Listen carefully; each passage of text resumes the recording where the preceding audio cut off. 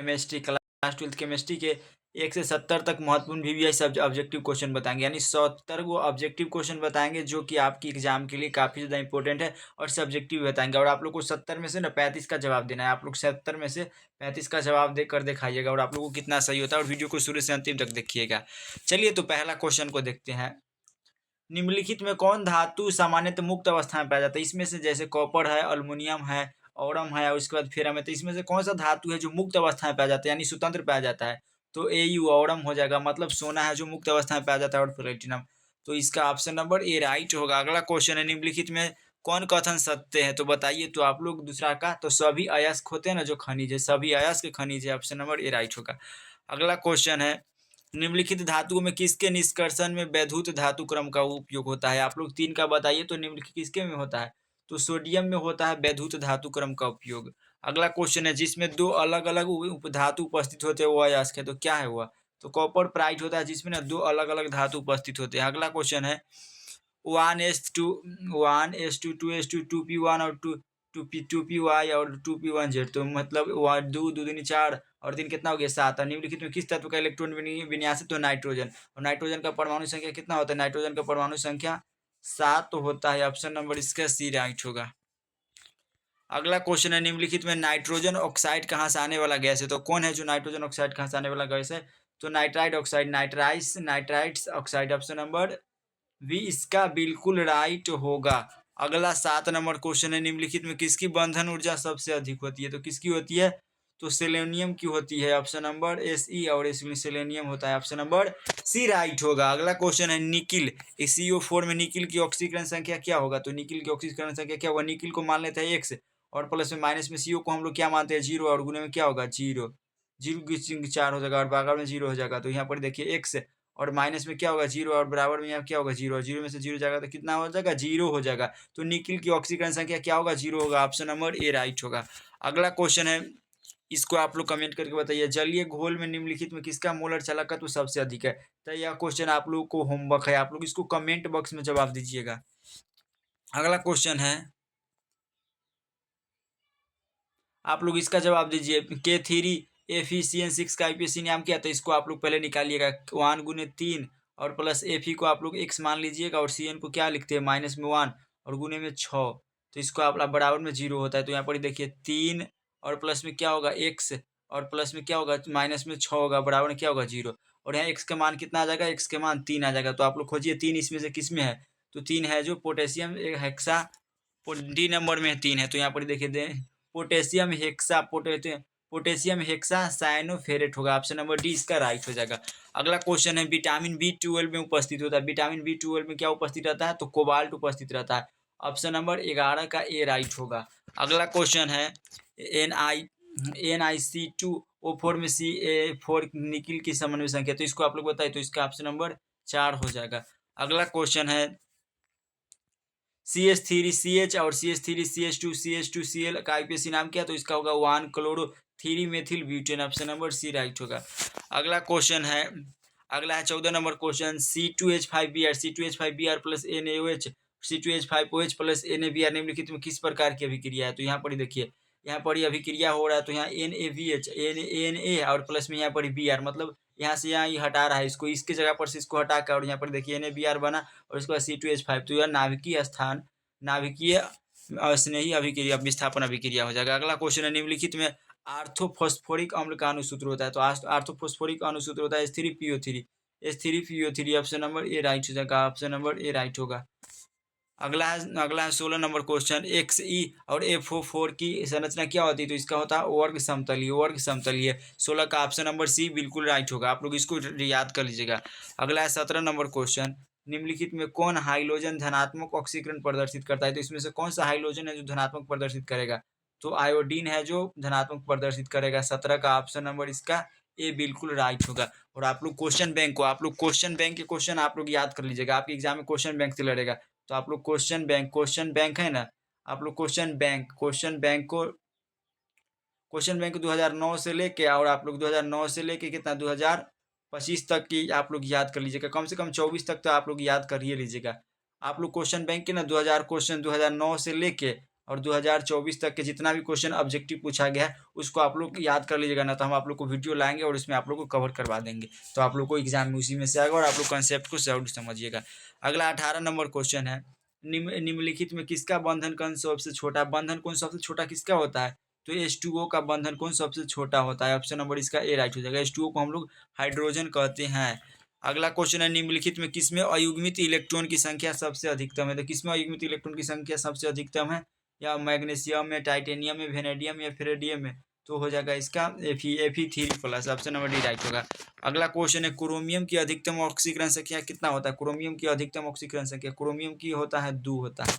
अगला क्वेश्चन है, Cu2+ Z बराबर 29 आयन में अयुग्मित इलेक्ट्रॉन की संख्या कितना होगा, 2 होगा, 2, ऑप्शन नंबर इसका सी राइट हो जाएगा। अगला क्वेश्चन है 22 नंबर क्वेश्चन, संप्रसारी विलयन डैश डैश के बराबर होता है, तो संप्रसारी विलयन किसके बराबर होता है, मोलर सांद्रण के बराबर होता है, ऑप्शन नंबर इसका 22 का डी राइट होगा, ऑप्शन नंबर डी राइट होगा। अगला क्वेश्चन है, HCl एवं H2O के एजोट्रोपिक मिश्रण होता है, तो 20.2% होगा, 20.2% HCl होगा, तो 23 का ऑप्शन नंबर डी बिल्कुल राइट हो जाएगा। तो इस क्वेश्चन को आप लोग छोड़िएगा ना, याद जरूर कर लीजिएगा। अगला क्वेश्चन देखिए, कितना है, 96,500 गुलाम का विद्युत आवेश CuSO4 के विलयन के मुक्त होता है, तो 31.76 होगा, 31.76 ग्राम होगा, ऑप्शन नंबर बी राइट होगा। अगला 25 नंबर क्वेश्चन, मोलर चालकत्व सेल का स्थिरांक होता है, चालकत्व सेल का स्थिरांक क्या होता है, तो इसका होगा, चालकत्व का क्या होता है, इसका आई बराबर फॉर्मूला होता है ना, L/A होता है, L/A होता है, L/A होता है, L/A, option number A right होगा। अगला क्वेश्चन है, सेल ZnSO4 CuSO4 Cu का विद्युत वाहक बल 1.1 वोल्ट है, तो इसका कैथोड है, तो इसका कैथोड हो जाएगा, Zn है जो कैथोड है और Cu है जो एनोड है, तो इतना ही कैथोड इसका Cu का कैथोड होगा और Zn एनोड होगा, तो कैथोड यहाँ पर पूछा है, तो कैथोड इसका बताइए, तो कैथोड इसका क्या होगा, तो इसका कैथोड हो जाएगा, ऑप्शन नंबर बी राइट। अगला क्वेश्चन है, आयनीकरण का सिद्धांत किसने दिया था, आयनीकरण का सिद्धांत किसने दिया था, तो आर्हेनियस ने दिया था आयनीकरण का सिद्धांत, ऑप्शन नंबर इसका बी राइट होगा। अगला क्वेश्चन है, किसी पदार्थ की अभिक्रिया का दर निर्भर करती है, तो कोई भी पदार्थ हो तो उसका अभिक्रिया का दर कहाँ निर्भर करता है, तो सक्रिय मात्रा पर निर्भर करता है, डी राइट हो जाएगा। अगला क्वेश्चन है, निम्नलिखित में से किस एल्किल हाइलाइट का जलांशन S1 अभिक्रिया के द्वारा होता है, तो इसको आप लोग बताइए, तो इसका CH3 2 और CHX होगा, ऑप्शन नंबर इसका ए राइट होगा, ए राइट होगा, इसको आप लोग बताइएगा। अगला क्वेश्चन है, क्लोरोफॉर्म जिंक और जल के द्वारा बनता है, तो क्या बनता है, तो इसके द्वारा ना मेथेन बनता है, मेथेन। अगला, जब एथिल ब्रोमाइड की अभिक्रिया शुष्क सिल्वर ऑक्साइड से कराई जाती है तो बनता है, क्या बनता है, जब एथिल ब्रोमाइड की अभिक्रिया ना शुष्क सिल्वर ऑक्साइड से कराते हैं तो क्या बनेगा, क्या बनेगा, इससे आप लोग कराइएगा, तो डाई एथिल ईथर बनेगा, die ethyl ether, option number right होगा। अगला क्वेश्चन है, लुकास अभिकर्मक है, लुकास अभिकर्मक क्या है, तो अनाद्र ZnCl2 एवं सांद्र HCl, option number B right हो जाएगा। अगला क्वेश्चन है, ब्यूटेन टू ऑल है, ब्यूटेन टू ऑल क्या है, तो एक टर्शियरी अल्कोहल है, टर्शियरी अल्कोहल है, ऑप्शन नंबर सी राइट होगा, सी इसका बिल्कुल राइट होगा। अगला क्वेश्चन है, निम्नलिखित में कौन टर्शियरी अल्कोहल है, निम्नलिखित में कौन टर्शियरी अल्कोहल है, इसमें कौन सा है जो टर्शियरी अल्कोहल है, तो इसका ऑप्शन नंबर बी राइट हो जाएगा, जो टर्शियरी अल्कोहल है।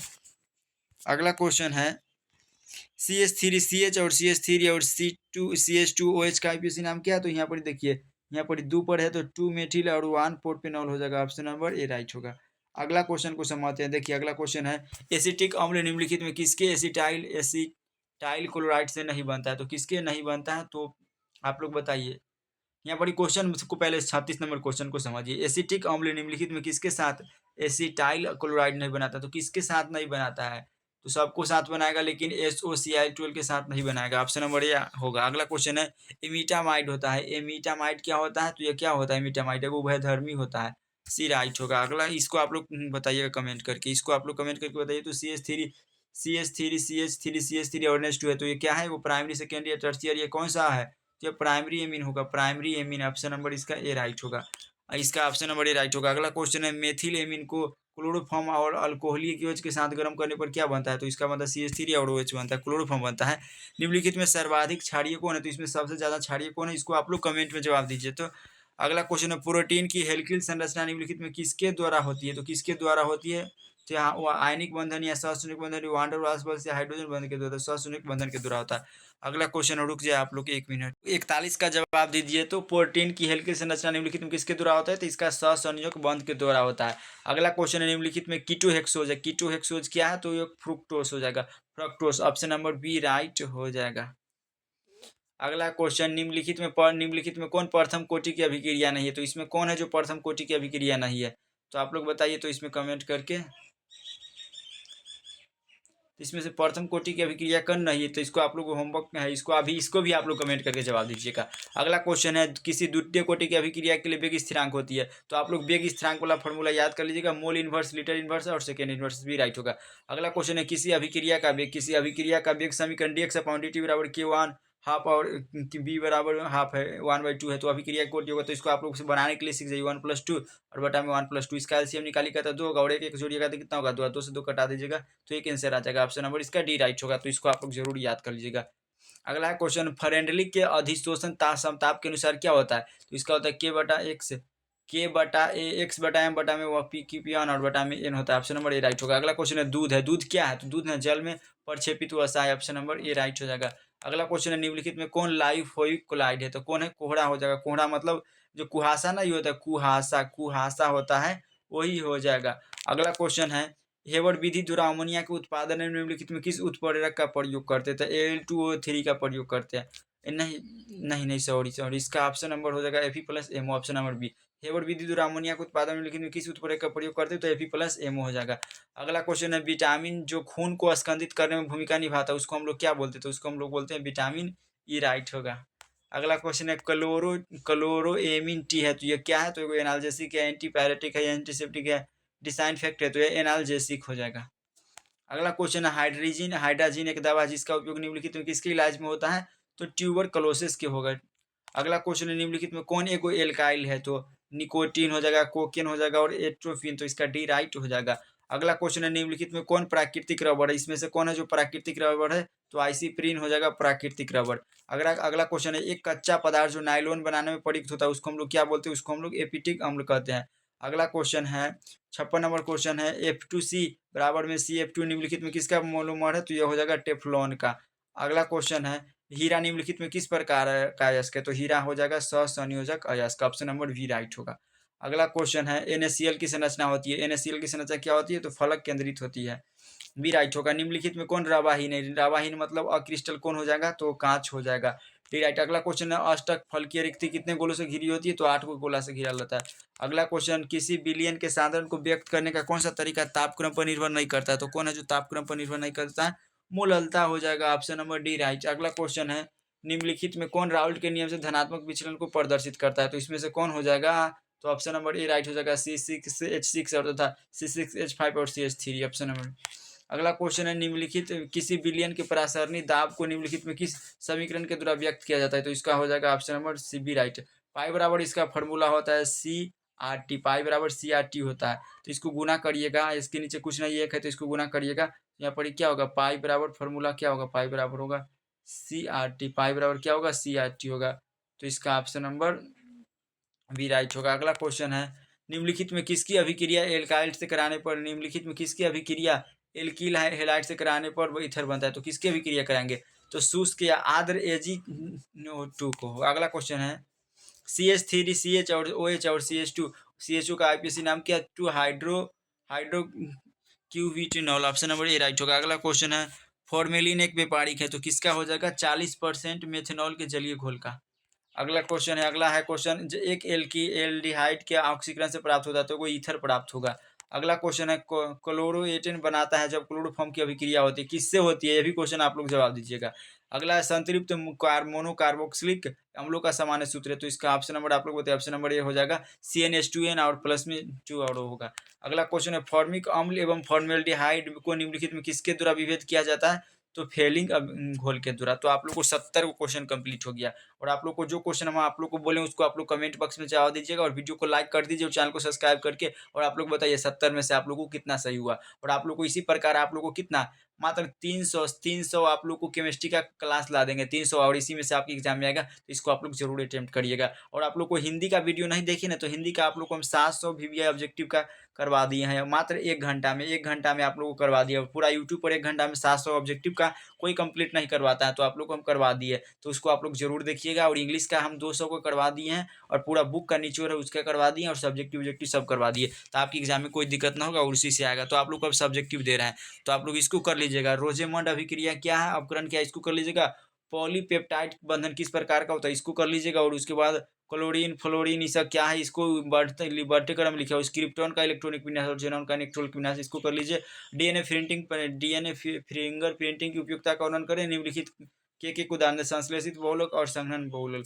अगला क्वेश्चन है, लोहा के 2 मुख्य यश के नाम लिखे। इंपॉर्टेंट है, इसको कर लीजिएगा। और अमूल्यन धातु के निष्कर्ष में कार्योलाइट का उपयोग क्या होता है, नेटवर्क ठोस किसे कहते हैं, इसको आप लोग कर लीजिएगा। 2026 में निश्चित आएगा। और उसके बाद शॉर्ट की दोष किसे कहते हैं, शॉर्ट की दोष किसे कहते हैं, इसको कर लीजिएगा। और मोल प्रभाज क्या है, ये भी इंपॉर्टेंट है। उसके बाद वाष्प दाब कैपेसिटी से क्वेश्चन है जो इंपॉर्टेंट है, तो इसको आप लोग कर लीजिए। और आप लोग को हम लॉन्ग में बता रहे हैं। लॉन्ग में आप लोग को अभिक्रिया के वेग से आप क्या समझते हैं इसको, और अभिक्रिया का वेग किन किन बातों पर निर्भर करता है, इसको आप लोग जरूर कर लीजिएगा। साबुन क्या, कपड़ा साफ करने में इसका किस प्रकार है, इसको तो इसको कर लीजिए। और हेबर विधि से अमोनिया का सिद्धांत, ये इंपॉर्टेंट है, 2026 में 100% आएगा, तो इसको आप लोग कर लीजिएगा। और उसके बाद प्राइमरी सेकेंडरी और टर्शियरी अल्कोहलों में विविधता, इसको भी कर लीजिएगा। और उसके बाद इस को आप लोग छोड़ दीजिए। तो कैसा लगा वीडियो, प्यारा सा कमेंट कर दीजिए। तो आज के लिए इतना है, नेक्स्ट वीडियो मिलते हैं, तब तक जय हिंद।